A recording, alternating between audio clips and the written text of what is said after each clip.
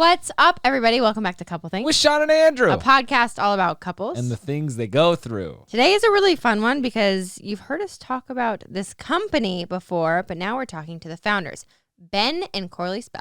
They founded Good Ranchers together. And let me tell you, I was so pleasantly surprised at the things I learned from these two. We had the pleasure of having them here in studio. Mm-hmm. And just to name a few things that I learned from them. Okay. One, Corley mentioned that they don't know what next year is going to look like, mm-hmm. but they know it's going to be the best year yet.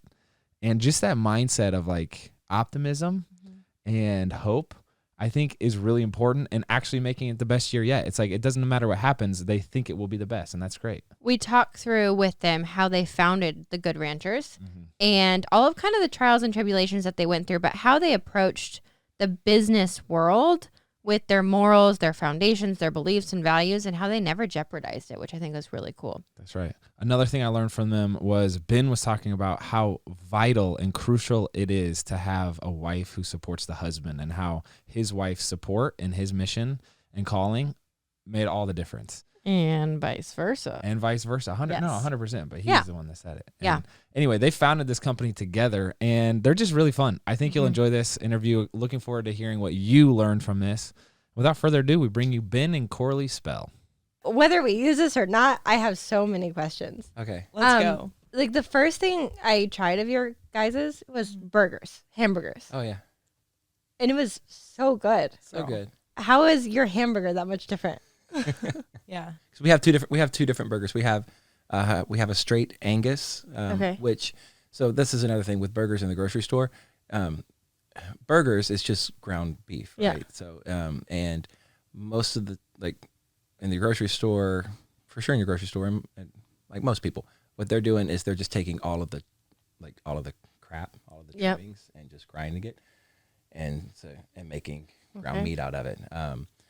We actually grind steak, like like your New York strips, your filet mignon, your ribeye. Like, we grind the trimmings of our steak, and it's purebred. It's all Angus. So versus like just because you can buy, processors can just buy like truckloads of trimmings, and they'll mix them all together and just and it's going to the masses, and that's going to your fast food restaurants, going to your grocery stores, it's going to stuff like that.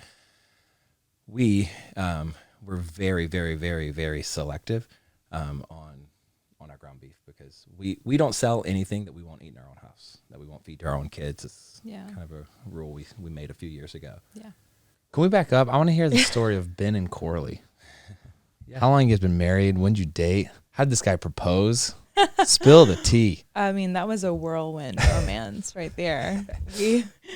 We got married in 2015, but we give them the PG version. Yeah, we were only dating for 6 months and engaged for like a month, and then we eloped. Wow. Dominican in 2015. Wait, what's the non-PG version? Right? Curious. Spill the tea. Tell you when the cameras are off. Yeah. There is a non-PG version. No, it's not. Okay. Yeah, it was mostly. Took her to a restaurant where some friends of mine were playing live music, and they called me up on the stage, and I sang Ed Sheeran's "Thinking Out Loud." Okay, so for the listeners who don't know, you're not just some random karaoke guy. You had history in music. Yes. Yeah. As a worship pastor. Yep. Yeah, I play piano and guitar and write and produce, and I went to school for like audio engineering. And Is it weird that I just got intimidated about our audio setup? I immediately was like, oh, all wrong. no. It's all wrong. I know. She was laughing. Corley was laughing yesterday when we were driving around Nashville and just kind of talking about our life and our story. In the early days of Good Ranchers, we started out of our house and just around a table, and we had like we had a mic in the corner, and we were writing, producing, recording, and editing all of our own commercials. Wow. Like going nationwide or on like major syndicated radio stations and stuff, and we were doing it all. I don't think most people do that. That's What's amazing. your background then? So after I got out of college, still didn't really know what I wanted to do, and then I kind of fell into the wedding industry. Amazing. Yes. Does anybody know what they want to do right out of college? I know they don't. No. I could go on an entire tangent of that because I didn't finish college. I did a year and ended up dropping out. Yeah. But the amount of pressure you put on college kids to have to figure it out, Right. by the time they graduate, they should like be going into their profession I think that's all wrong. Yeah. Completely Anyways. agree. Like I feel like they should have a few years to get a few Yes. jobs, meet some people, see where they fall, right? So that kind of happened to me. I worked at a venue in Houston, really upscale venue, cranked out like, I don't know, hundreds of weddings a year. It was so Dang. fun. Got a lot of experience there. Yeah. And I then, do like 4 weddings a day sometimes. yeah, they had multiple I know that's wait, too much. ballrooms at the venue. So Oh my gosh. yeah, we could have like 4 or 5 going on at once. That's So crazy. That wild. feels That's less crazy. special. It's like the more wedding factory. Yeah. like an assembly line. But you like, had no idea that there was another wedding going on. Like they were so great at that. wow. Interesting. Yeah. I mean, touche to them. Yeah. That's a Really businessman. capitalizing on the real Yeah. estate there. So I did that, and then we got married, and I was like, oh, okay, I guess I'm gonna be a pastor's wife. That's weird. Yeah. But We got married in Yeah. a church in Chicago. We were living in Houston. A church in Chicago was very much pursuing us to come, and so we visited a few times. And there was a church in San Jose, California, which the weather disparity between San Jose, Yeah. California, Massive. and Chicago is massive. But Yeah. we really felt called, like that Chicago is the place, and we moved there in January. And just right in the smack dab snowing middle of sideways, and we're like, what? the winter. Like Chicago from in the Houston, winter, from dude. Houston. That's brutal. Yeah. Coming from both of us are from the Midwest, and we know Chicago winters very well. Oh, Yeah. That is brutal. So hard. Yeah. And we made it through that winter, and Barely. we said, you know what, this is not God's will. we were wrong. We missed it. God, even if it is, you can send a whale to get me out. But I'm going back home. Like, Yeah. I'm curious, having worked in the wedding industry, you like are putting on all these weddings. You choose to do the elope method. Okay, so that had a lot to do with it. Was, So whenever we moved to Chicago, I quit the venue, but a lot of my clients still wanted me to do their weddings, and so I was doing that on the side. And then I was like, well, I might as well just turn this into a thing. And so we started Spell Events, which is our wedding planning company. That you still have? Yes. Amazing. Yes. You guys Love it. What was it? You're I busy. just can't and I wait. love Like it. this is crazy. I know it's crazy. So we did that, moved back to Houston, had all my clients there. It was great. So we did that together for a while. So you asked about why did we elope versus having like this big ballroom wedding. And I think it was because I just saw that all the time, and it just didn't feel like me, or I couldn't really see like my family or your family like in a ballroom together.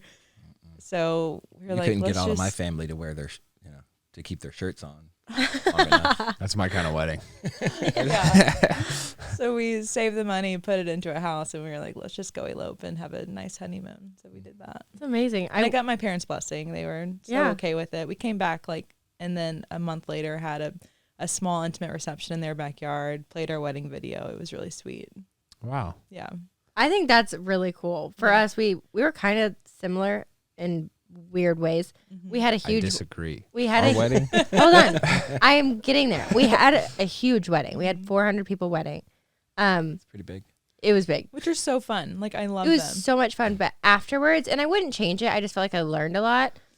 I almost wished we would have eloped because it's almost like you're throwing a party for everyone else but you. Yeah.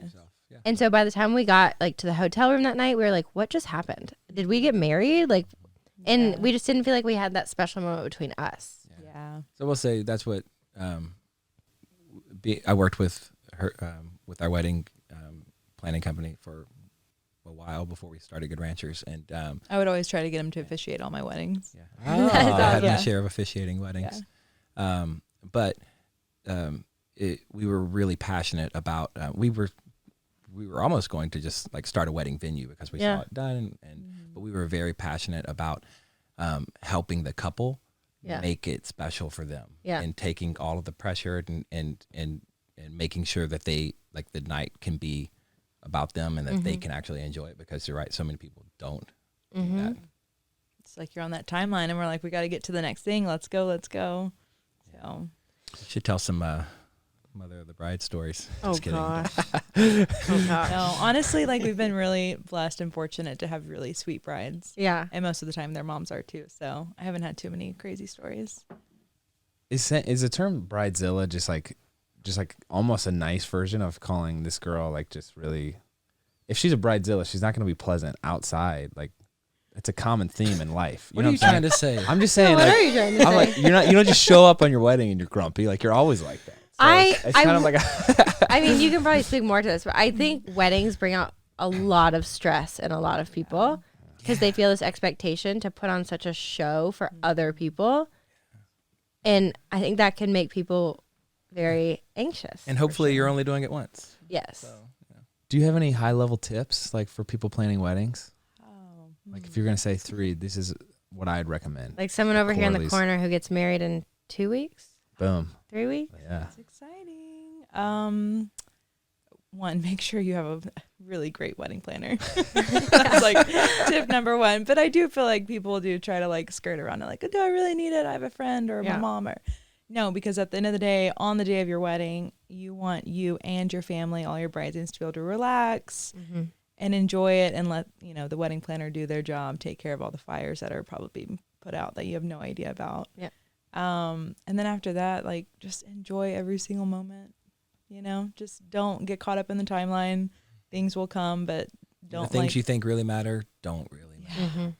Yeah. Keep the main thing. Which is, You're getting married. there we go. Yeah. You're getting married. Yeah, and I would say like try to stay together because I see so many weddings where it's so sad because the bride gets caught up in like chatting with her parents' friends and groom's over here talking to these people. Do you forget like, oh, we're supposed to be doing this together? Yeah. I feel like at the end of the night they're like, oh my gosh, I wasn't even like walking around with you. Where were you the whole night? That's sad. I like that. So I do too. So I'm curious. Something that I feel like you and I, or we both have in common, is just a wide variety of things and interests that make kind of no sense together. So you guys led a church. Yeah, we were on staff at a church. Yeah. You then or still have a wedding planning business. yes, so I'm pretty removed from that. I Yeah. oversee everything, but I have a team of girls and they just run it and they're amazing. And I haven't taken on any weddings in a few years, but Okay. if it's like a friend of a bride, I'll take it. But then you also have a meat company Yes. that's taking on the world. Yes. Yeah. How do these connect and how did you fall into them? And how are they like a reflection of you guys? Right.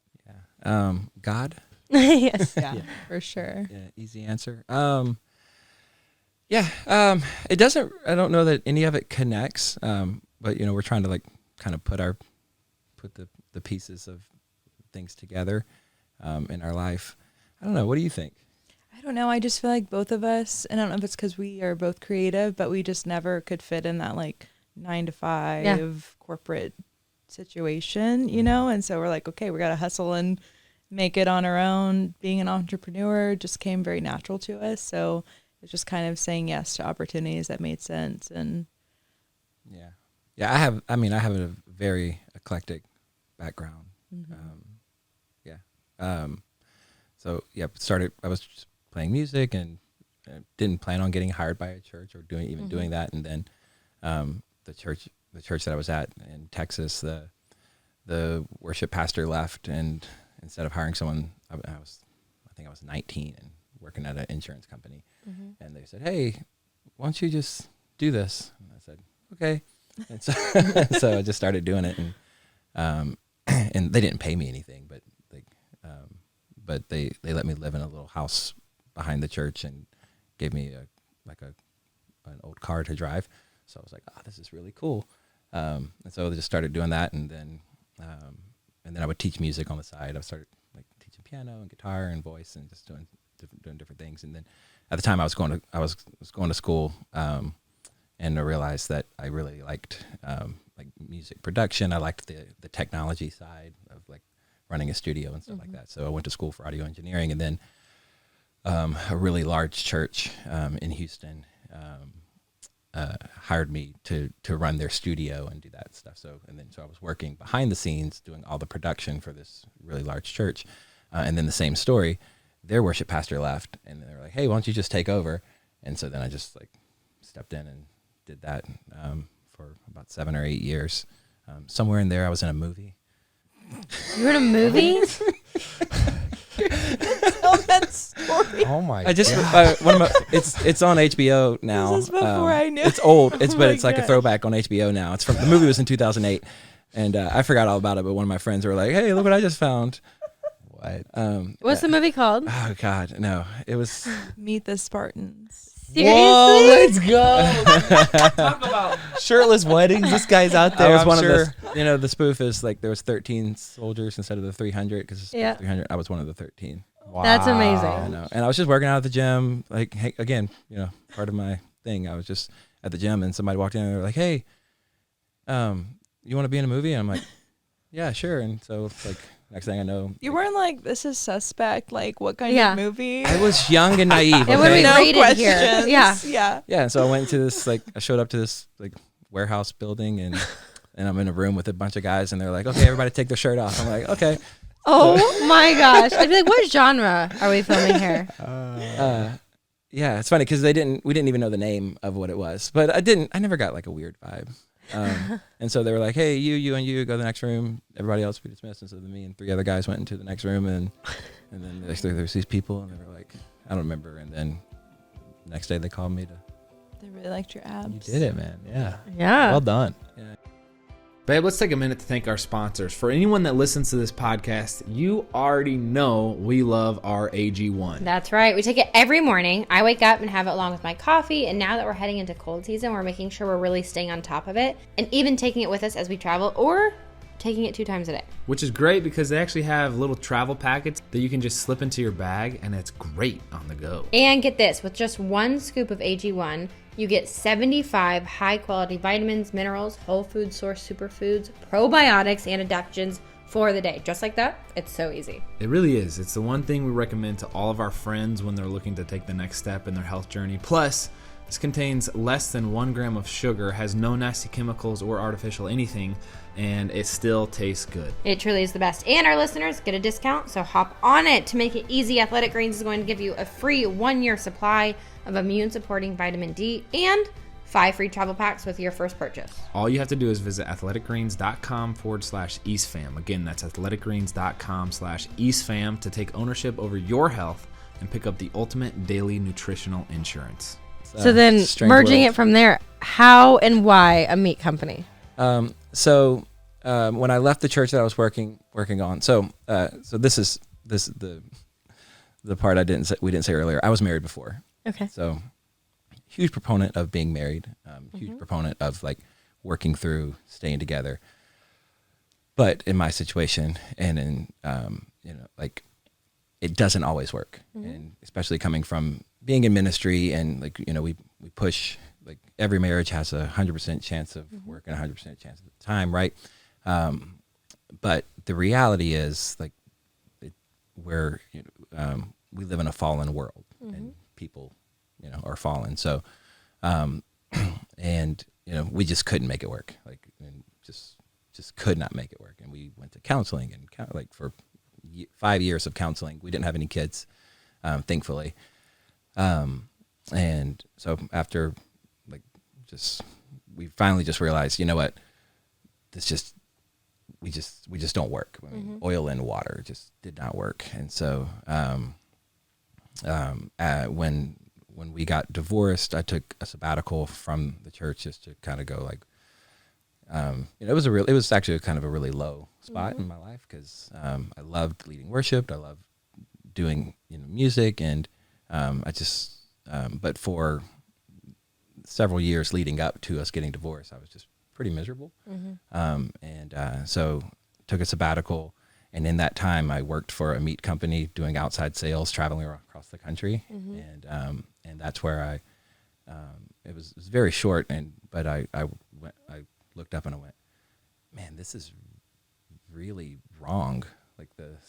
The customer, I realized that the consumer has no idea what they're getting sold, what's in it, where it's coming from, and people will just buy anything, anything with a label on it.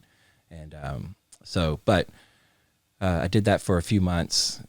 Actually quit because I didn't feel good in my spirit. I was like, man, this is like, I don't want to work for a company like this. But I remember thinking, I had the thought then, somebody could probably do this and do it ethically and transparently, and it'd be a good business. Came back, started doing ministry again in that time, met Coralie, it was kind of convoluted through there, but met Coralie, dated Coralie, married Coralie. We moved to Chicago, worked for a church for a little while. That didn't work out. Came back to Houston, launched Spell Events. We were doing the wedding venue. I was leading worship at different churches on the weekends and helping her with weddings and stuff. And just one morning, I clearly heard God's voice, start a meat company. And I was getting ready. I came out of the bathroom and I told Coralie, I said, I think I just heard God tell me to start a meat company, and expecting her to go, what? That's crazy. But she didn't. She said, okay. And I'm like, that's it. Let's okay. go. And she's like, yeah. She said, if you heard God, then I support you. I'm behind you. And that, I don't tell her this enough. But that was just like, if you're a couple listening, your wife believing in you as a man, your wife believing in you, it's all you need. Like Freaking truth. Dang, dude. Yeah. So, and I had never had that kind of support before. So like that, I was just like, okay. And what I didn't tell her is we were going to max out all our credit cards. We were going to take all our money from savings. I was going to borrow money from her mother, my mother-in-law, and not tell her. This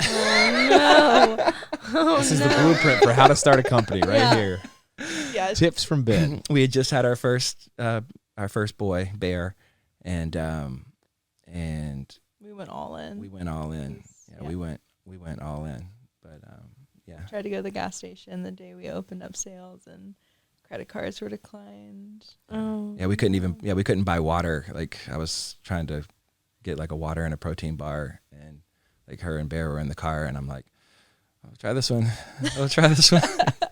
Yeah, we were all in, but we knew we heard God's voice. Yeah. And Total peace. yeah, and that's the way the eclectic life that I've lived is. I believe that God never gives you the whole picture, but when he says to do something, you do it, you go, and at the moment God commands you to do something, you're equipped, and that's either by what you already have or the people that are around you. Like Moses, when God told Moses to go talk to Pharaoh, he said, but I'm paraphrasing, but he said, I don't speak well.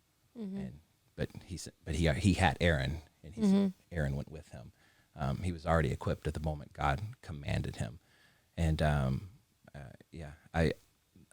I live my life knowing that God never shows you the whole picture. He just says, he speaks, and the people who follow that, like just follow that voice.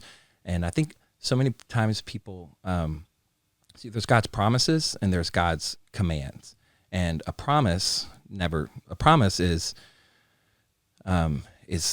it will never change. It's like God promised Abraham a son, and that he would be a father of many nations. Well, that never changed, even though Abraham tried to take matters into his own hand, failed, messed up, all of those things. That was God's promise. That never changed. But God also gave Abraham some commands, like take Isaac up on the mountain and sacrifice him. Well, it's a good thing he didn't take that as a promise, but rather a command to keep listening. Because when he got up on the mountain, it was like, no, this was just a test. So I think so many times, like we hear God's voice, or we have this stirring inside of us that we should do something, and we wait way too long to try to, well, I got to get this right, or I got to do this, or I got to, like, you should prepare. Don't get me wrong. Like, don't be cavalier, but But at the same time, like if God is for you, if God says go, and you have all of the equipment that you need when God gives you that command. So, yeah. Good word. That is good. Was there any other point in life where you felt like you heard God commanding you to do something or speak to you in that way? Yeah. Well, so before we started the company, so I heard God say, go, to start a meat company. We knew nothing about anything agriculture wise. Like, and I was praying one morning. I was on the way to the gym and I was just, I don't like, I don't know how other people do it, but I don't typically like go into a closet and pray. I've had times where I've done that, but like for the most part, like it's when I'm driving or when I'm, I find alone time to be with God and to talk to God. And so I was going to the gym one morning and I just asked God, I was like, man, how are we going to I don't think I called him man, but how are we going to have favor with cities? How are we going to have favors with like malls to get contracts? Because when we started off, we started doing like pop-up shops and farmers markets and stuff like that. And how are we going to get permits and health and how are we going to find meat suppliers and all these things? And I heard God say give.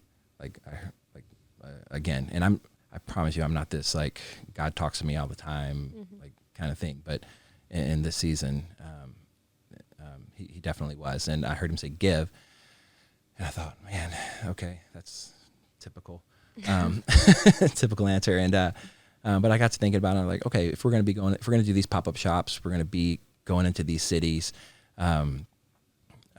Let's partner with food banks. Like, how can we give? We're selling food. We're going to the cities. Let's partner with local food banks and make our location a food drive where people can bring non-perishable items, and then we'll give a portion of our sales back into that community that we go in. So that was our plan. Our first sale we did in Waco, Texas. We partnered with the food bank there and had some good success. And then when we left, we gave a sizable a portion of our proceeds like in cash to the food bank there. And then we came back to Houston. Waco, Texas is a very small city, especially compared to Houston, third, fourth largest city in the U.S. And I say that for buying advertising because we would buy the major radio stations in the market. So come back to Houston thinking, okay, well, where do we go next? Doing the these truck sales. And I heard God, like I really felt like that we should do Houston. So I went and drove over to the mall that close to where we live, talked to the rep there, and he said, "Oh, I'm actually the regional manager for all of the malls in the Houston area that of that certain chain of mall." And he said, "Man," he's like, "Why don't we could set you up all around the city at 5 different malls." And that way, when you buy the radio here, people, you'll have all these different locations. And I thought, yeah, that's a great idea. Let's do that. Not really taking into account how expensive that would be. The advertising, the amount of meat that we would need, the trucks, people to work them. Luckily, I have 6 brothers. So I said all that to say, this is the part where we maxed out all our credit cards. Like doing Waco was safe, and we that was the safe bet.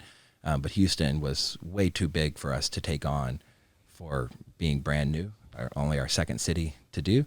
And so we extended all of our credit, getting meat, getting trucks, getting buying radio ads, buying on multiple different major radio stations across Houston. And about 3 days before we were supposed to open, like all the money spent, we're and non-refundable. And 3 days before, the health department calls and says, "Hey, Mr. Spell, we have this permit here for you, but we're not going to be able. We're going to reject it. we don't allow what you're trying to do. We don't allow that in the city of Houston. And I'm like, but I talked to you like a month ago about this, and you said, yeah, we can do it. She's like, I'm sorry, I didn't have a full understanding of what you actually said you were doing. You can't sell food out of a truck in Houston unless you're part of an event. I'm like, what's an event? She's like, well, like the Houston Rodeo or a carnival or a fair or a concert. And I'm like, okay, how can we put together a carnival? Right? Like in my mind, I'm like, what? And I mean, I'm devastated. Sitting here, getting this rejection, and knowing that all of our money is tied up in getting these sales open by this weekend. And I think I'm a persuasive person, and I did all of the persuading I could do with her on the phone. And she's like, I'm sorry, but we're gonna say no. Hang up the phone. I go to talk to Corley, and I said, hey, the health department just said they're not gonna allow us to do any of this. And so tell her the story, and then she reminds me. She said, well, what about the food drives? Did you say anything about the food drives? And I was like, well, no, I didn't. I didn't think about it. So I called the health lady back, and I said, because we had already partnered with the Houston Food Bank at this time for each of our locations to be a food drive. And I called the health department back, and I said, hey, we're partnering with the Houston Food Bank. In each of our locations is a food drive for the Houston Food Bank. Would that be considered an event? And she said, absolutely, that would be considered an event. And, coming in clutch. Event planner.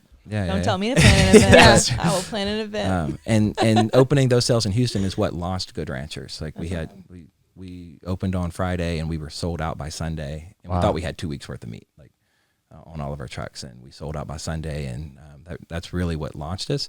But it was because we heard God say give and partner with food banks in the beginning, and but we had no idea that we wouldn't even be able. In a lot of cities, we wouldn't have even been able to open up and do, our business model if we weren't partnering with. Wow, that's amazing. So.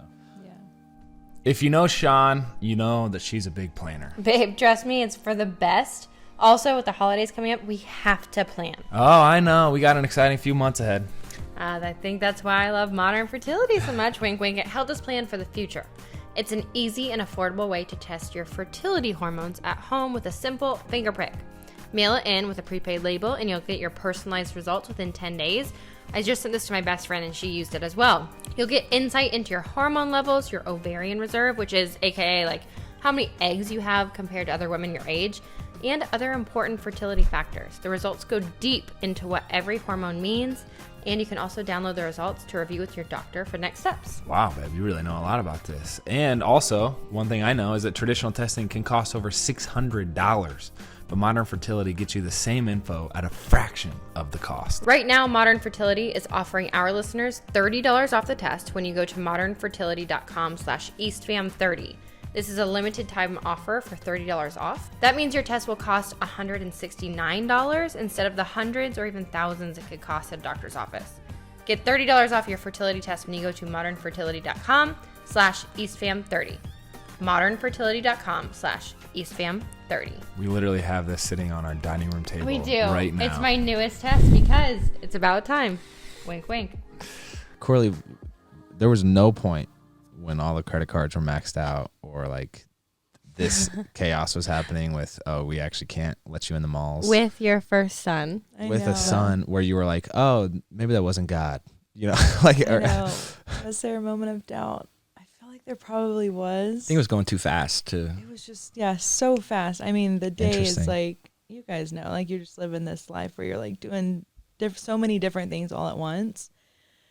I don't remember a time where I was like questioning it though. I really don't. I feel like we've gone through a lot in our marriage and a lot of difficult times like that, and I've always just had peace from God. Like I know it's going to be okay. And same with that season too. That's a super interesting flip side, because people always say like busyness is a form of sin, right? But there's also a story in the Bible about Nehemiah when he's building the wall, and people keep trying to like approach him with requests, and his response is, I'm doing a good thing, and I cannot come down. And it's like, to your point, it's like, hey, we're engaged in this task, in this activity, and we're not like, worried. We're not sitting there mulling over, oh, this isn't going smoothly, or like what could be going better. Yeah. But I'm curious, how would you describe the operating system of Ben and Corley? Because there are a handful of people in my life, my dad being one of them, probably Josh being another, who's like a dear mentor, where it's they kind of, it's like this intuitive go with the flow. It's not planned out like this. He's used the word himself, eclectic, a couple times, and it's like, and it works out. It's like what is that term I'm trying to describe? I can't figure it out. But how do you guys make decisions? Yeah, and it's so funny because naturally I am a planner. Like I love order. I love planning, getting the itinerary together for whatever it is. But we do live this life where we're just kind of like, we don't know what's going to happen next year, but we know it's going to be great. And we just take that next step together. We know that we're in God's will. So we don't have this like game plan every time, but we have peace. Yeah. I think you keep your priorities right. You keep your heart pure, your motives pure. Yeah. I don't know. This is a completely separate theological question, but or topic, I would say. But sometimes I categorize our life into God's elect. Again, don't want to get too deep into that, but like, this is getting deep quick. No, because we ask her, like we do, like it's just like, man, it just works out. Like it's kind of, and then with our business, we realized this the other day. With Good Ranchers, at least we've this is our 4th year, and we've had 4 kids. So we've had 1 year for every year, 1 kid for every year we've been in business. Yeah. Talk about that. I was gonna say that throws a wrench on both sides of that story. Everything. Like that makes the kid thing harder, and that makes the business thing harder. Grow a business, grow a family at the same time. I feel like if there's a couple to do it though. Yeah. Why you? I guess because we can handle a lot. We can handle a lot of stress without breaking, and the fact that our marriage is great, But all of that goes into your relationship with God, right? And making sure like that's the first thing, and then your spouse, and then your family, and then your business. And I feel like we keep those things in order. She does give off some chill vibes. Even the pace at which she blinks, it's like, it's chill. Yeah. I'm like, and that's what everyone says. Like, you're so go with the flow. You're so chill. I'm hoping that is feeding into my children. It's feeding into us already, so it has to be. I am curious though, because you are just the busy types. You feed off of that. What does your life look like when you're not busy? Are you guys good with silence? And because like Andrew and I are not. We have a hard time when we're not busy. We like to fill our schedules. Literally, we'll sit there. It'll be like an hour, and it'll be like, "Hey, I gotta go lift weights," or "I gotta go," and it's very uncomfortable to just sit. That is the same way with us. Like we cannot sit at home. COVID was so horrible to us. It was so terrible. So maybe that's why we started a business. Having to quarantine. Maybe that's why we started the business, because we're like, no, we need people. We need to see people. So we started the business, and it made our employees come to us. Maybe that's why we did it, because we missed our friends.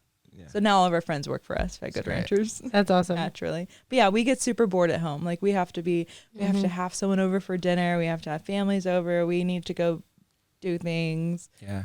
Well, and that's like, I will say this, like we, and I think we share this in common with you guys. Like we believe in community. Like we are, like, humans are communal beings. Like we're tribal type people, and like we actually need each other to exist. Like we need community. We need friends. You need relationships. I didn't know this when we started. Like, again, thought I was going to be a pastor. I was a pastor, and like I thought one day we would, like, my plan was like actually like start a church, plant a church.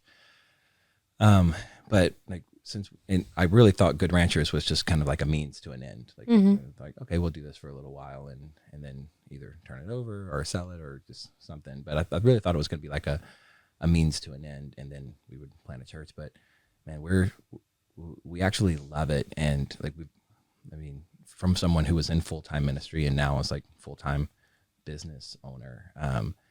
Like I legitimately know that I've done more ministry through our business than I ever did working for a church. Not that there's anything wrong with working for a church or anything like that. But ministry is meeting the needs of people. Like that's when you minister to someone, you meet their needs. Like we have donated millions of meals.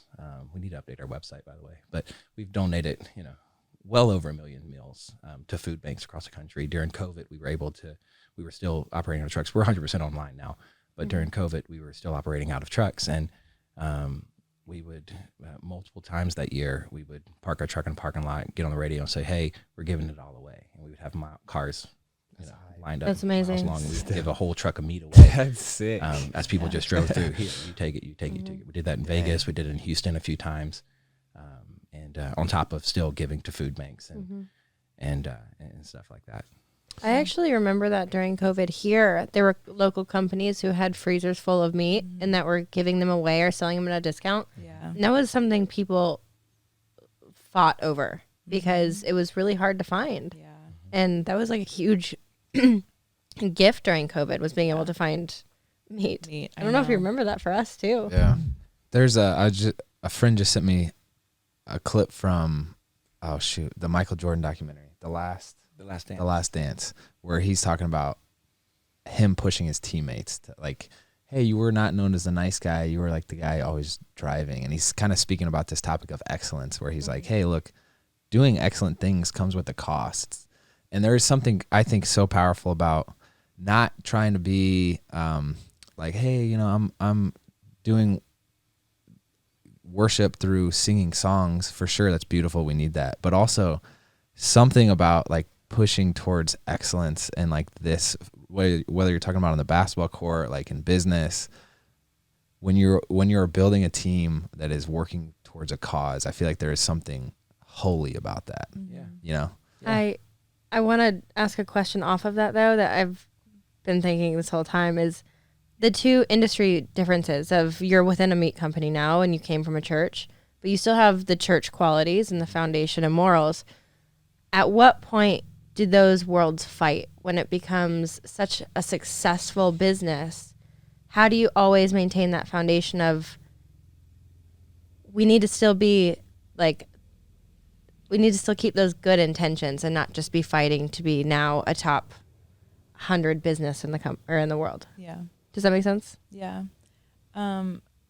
So as we grow, like the core of Good Ranchers is we're Christians, we're believers, all those things. And I feel like we've kind of been able to keep that throughout all of our employees. Just like they just gravitate to us. We gravitate towards them. It just works out really well. But as we grow, we know that'll come into play more, I'm sure. But I feel like as a society, as a culture, we can all agree that like our mission is to bring people back to the table, to bring people to the table. It's so important to have discussions together at the table, with your family, with your kids. Like, I feel like now that's just so lost, with screens and technology and all that. And so I feel like that's one big thing we can agree on.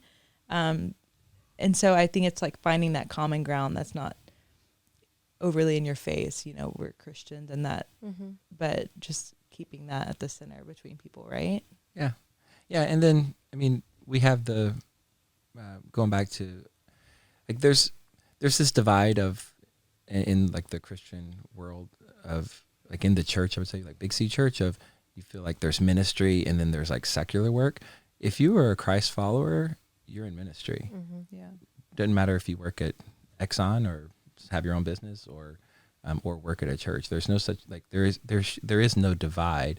But like if you are a believer, then you're in ministry and you minister to everyone around you. That's just what that's how it should be.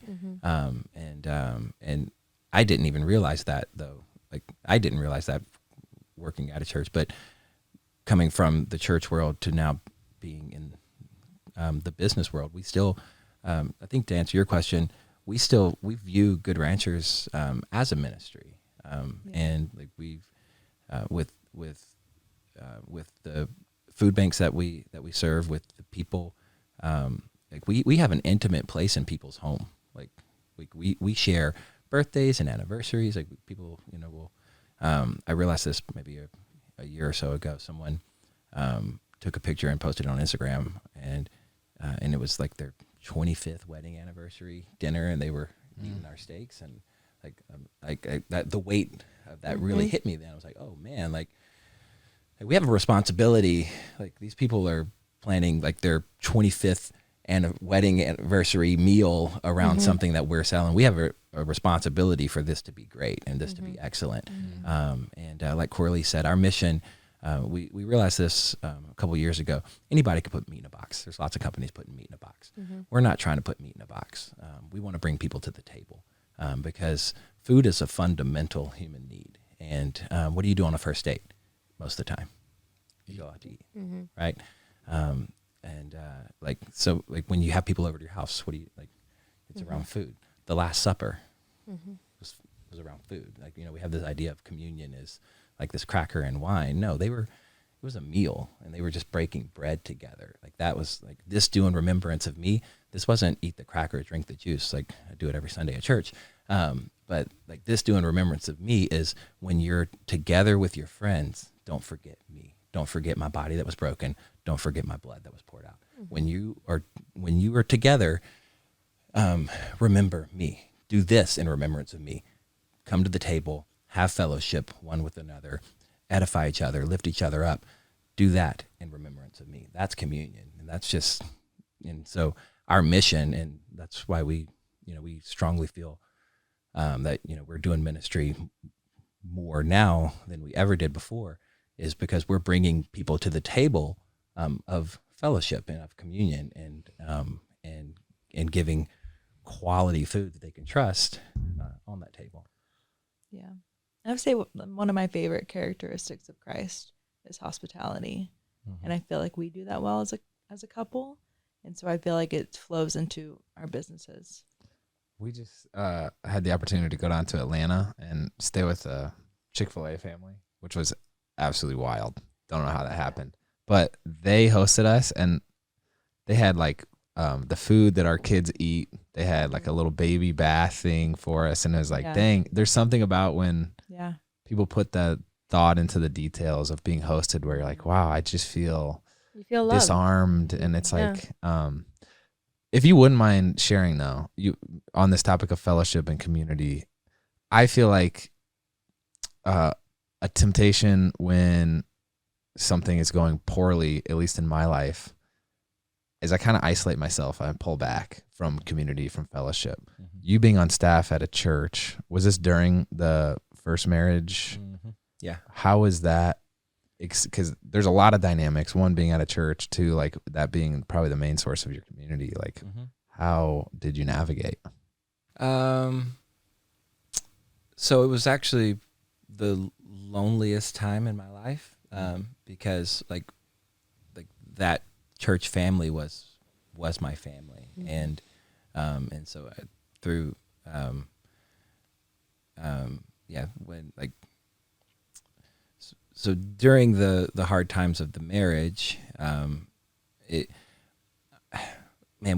we live in such a it's so easy to fake it today because like you can just take a picture with your spouse and post it on Instagram or Facebook, and everybody thinks, oh, look at them, they're perfect and they're happy, and like on the inside you're just dying, right? But anybody can pose for a picture, and we live in this world where like we're very easily not judged but known by your social presence, right? So like we looked perfect on the outside and around people, so no one knew. So it was a very lonely time because on the inside I was, I didn't want to be around people. I didn't want to, and I'm a very like I need people. Like I'm the type of person I would love.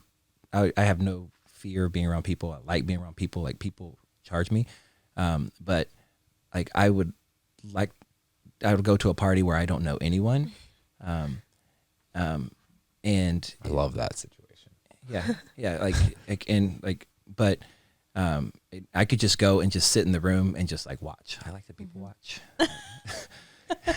I like to people watch a lot. Yeah. And but yeah, I like being around people. And I don't have to be like even have to be engaging in conversation. I just like being around people. I like seeing what's going on and hearing what's going on. It makes me sound like makes me sound kind of creepy. I don't mean it that way, but anyway, and then when I got divorced and that, like, that was the loneliest time of my life, like, because all of that community that I had, all of that relationship that I had, divorce is bad. Like, there's no winners. Like everyone loses, and because divorce is death. It really is. It's like a severing of and so yeah. I mean, I legitimately had to start over. Didn't think that would be the case, but it was. So. Did you have to leave the church? I did. Dang. I did. Yeah. I didn't have to leave the church, but it just. You were strongly encouraged to. Yeah. It was. That's like kind of. It's just. Complicated. It's complicated. On the one hand, it's wow. This is exactly when you need church the most, right? Like the community. Anyway, a lot of thoughts. Yeah. That's part 2. Yeah. This is more directly for listeners, but I feel like we do have a community of people who are single or coming from a divorce or a ex or a divorce.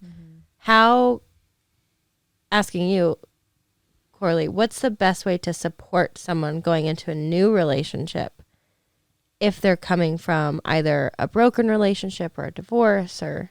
Yeah, I would say, so before we got married, I had just come out of a really terrible relationship myself. We weren't married, but we might as well have been. Like, it was so bad. And so I feel like both of us coming from these really terrible situations, that's kind of what went into the whirlwind romance, and we, got married quickly. But we have had the same, the non-PG version is the first time I met Corley was on a double date with my ex and her ex. Oh my gosh. There's the wow. Yeah. That is a wild. So weird. Our first picture together is that. That is worlds colliding. Yeah. a great story. Hey, it was just a forecast. I don't It's recommend okay. it. Don't do that. Don't do Or that. maybe. Oh. No.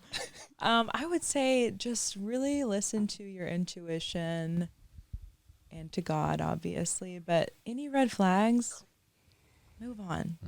Don't try to make it work if it has to be made it work in the dating process. Like, I feel like so many times we have so many like young friends, young couples that are dating or newly married, and like our first assistant that we hired at Spell Events, she's happily married now and she's great and they have a baby and I'm so happy for her. But we watched her go through those early college years of, those relationships, and I'm like, girl, just move on, but it's easier said than done when you're in it.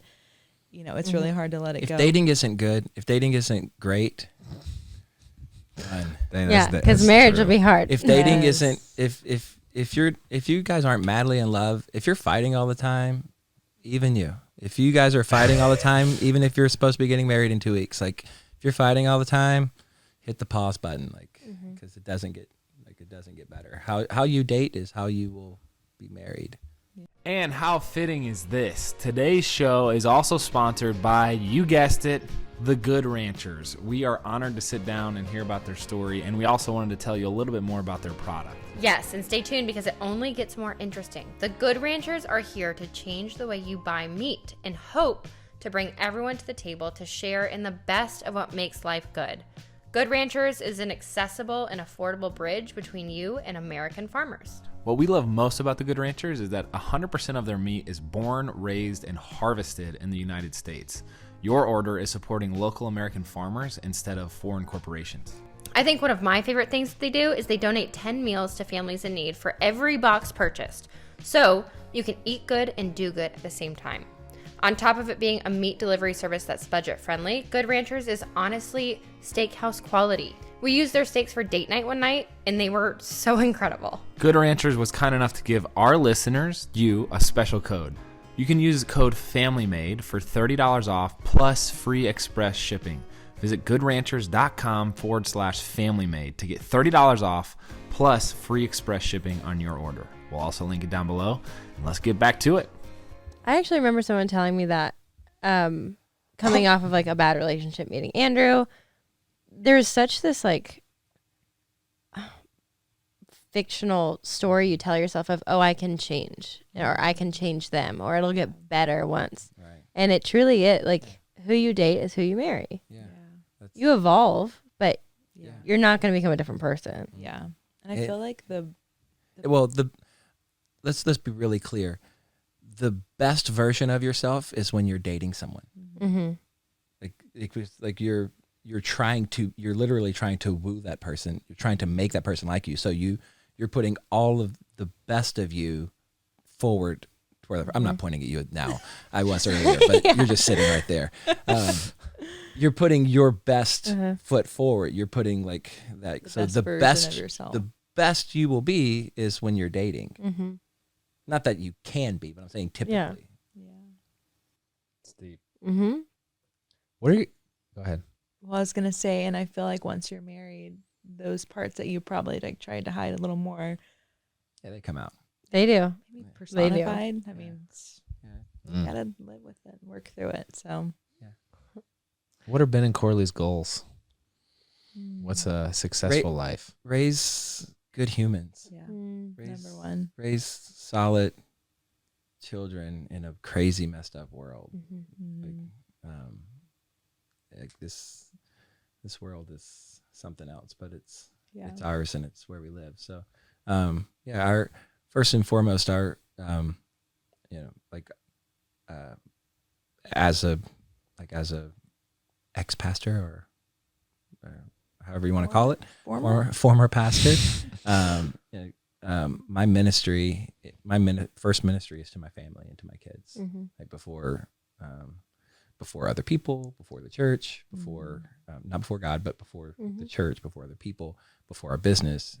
It's to my kids, and I want to be able to be there for my children, be there for my kids, and watch them grow. Like, I mean, honestly, like, biggest aspiration is to just raise kids who love God, love each other, honor people, and Yeah, What about you?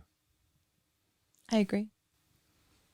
And not just hopefully they won't be like vegetarians. Or vegans. Yeah, that would be the worst. That'd be embarrassed. How has it been growing a company at the pace you have been with has there been a lot of things that need to get figured out as far as, Oh yeah. even with we're not near the size Good Ranchers is, but it's like, man, it's time intensive. Kids are time intensive. Oh, Business is time intensive. yeah, and that's like the hard, like all of our hards are the same because that's the most that you know is like what season you're in. You know, you could look at it and say, oh, it's probably harder for them because they have more kids, but it's like, it was really hard when we had one kid because that was just, we were just pushing it. Yeah. You know, Well, that's all you know. Yeah, that's all you know. Yeah, more kids. Yeah, your life is just as hard with 2 kids as our life is with 4 kids because it's what you have. And sometimes I say like, oh, we're building a business, we're operating from the trenches. But I wonder, I'm like, is that why things are going so well? Is that why? Because I don't know, because you're putting in more effort? I don't know. Interesting. Yeah. We are in the trenches Yes. at all times. Our kids are amazing though. That Yeah. helps. Well, It does help. Out of all the things, I'm most proud of my children. I'm most proud of our 5-year-old. A couple weeks ago, I had some steaks out and I put them on the counter, and he walks by and he goes, "Ribeye," and just keeps on walking on. The like, 5-year-old? That's like, amazing. Oh, my heart. And then I look over a few minutes later, and our 3-year-old, his name's Wilder, rightfully named, and he's licking the raw meat. Oh my gosh. Dude, There you go. Yeah, that sounds like our second kid for sure. Our second kid will lick anything off the ground. Yeah. Ben, I don't know if you knew this. I am the proud co-founder of a local group here called my the Nashville gosh. Grill Club. Okay, It's like a let's go. really elite Yeah. group of dads. He's Meet on a weekly way basis. exaggerating. No, it's This real. is not like This a is thing. this is the elite of the elite. It's real.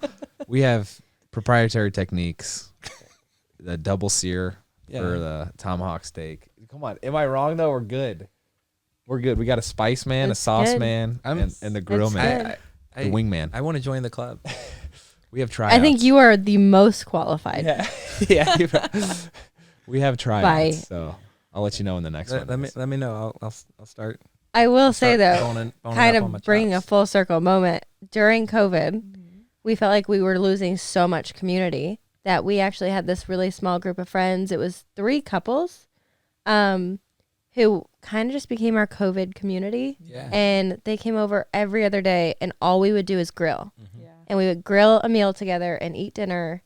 And it became this thing where the guys would grill meat, Yes. and we would just sit and have time together. NGC baby. Still Yeah. going. Yeah. Love it. We got T-shirts and everything. We can maybe send you some It's amazing. exclusive merch. Yeah. I'm kind of kidding, Ooh, but I'm you- also not. Yeah. Yeah. No, he's serious. This No, is no. completely sarcastic. No, Yeah. he's serious. There is something special about cooking though, where it's like I found it there's very few things in life where it just consumes. It's like doing a puzzle. You're fully focused on it. You're like building something. You're like progressing through something. And when you're doing it with people, it's such a like you're not on your phone when you're doing that. It's like, hey, tell me about how your week was, And it unlocks a lot of the magic of relationships. But And the thing about grilling is one man can't grill. Not effectively. You need one man to do the work and another to stand there and tell him what he should do. exactly. Exactly. I will say the amount of fires I've actually seen them start though has been concerning. There was one day in the middle of COVID, I look out our like patio doors, our infant is like crying in the nursery. I'm like trying to balance both. I'll And show I you just videos. turn and our entire like Traeger grill, so big grill, is completely engulfed. And I was like, oh my gosh. Turns out when the little thing says you should clean it, Yeah. probably You should listen clean to it. But Yeah. I got a lot of videos. Last question for you guys. I'm charcoal all the way, by the way. Okay, well, Really? Good to know. Purist. Like my pancakes. said that twice now. Yeah, I was about to say.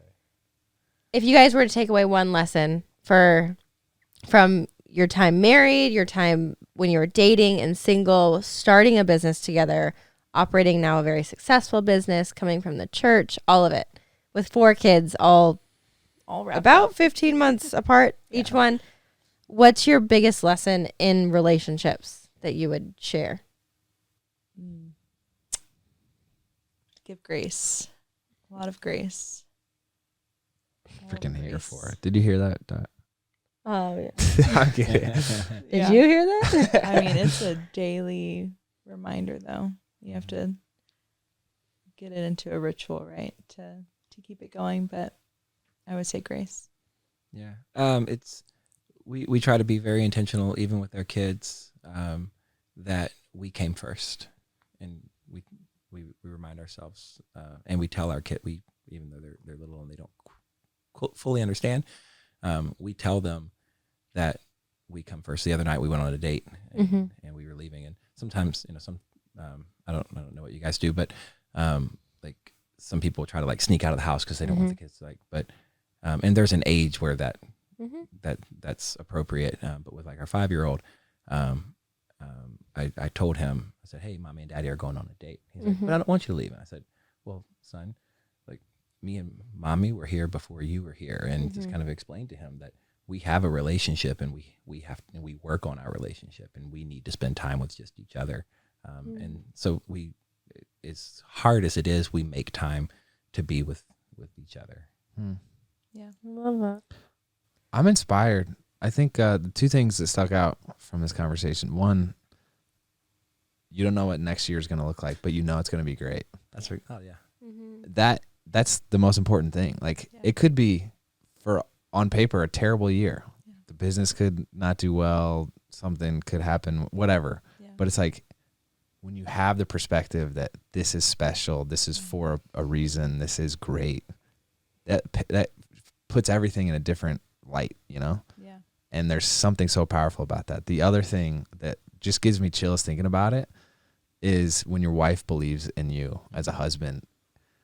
So we've been married 6.5 years, and never did I really feel like I needed Shawn's like support, which is arrogant, but until 2 months ago, there was like something that happened and I was really just like on the rocks. I felt just, I was not in a good place. And Shawn was like, she's like, hey, we can handle this. We got this.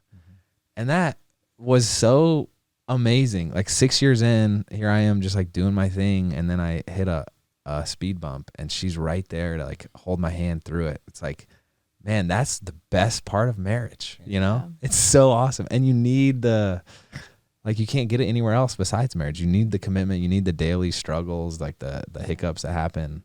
It's magic. No one can support you like your wife. No one can tear you down like your wife. Yeah.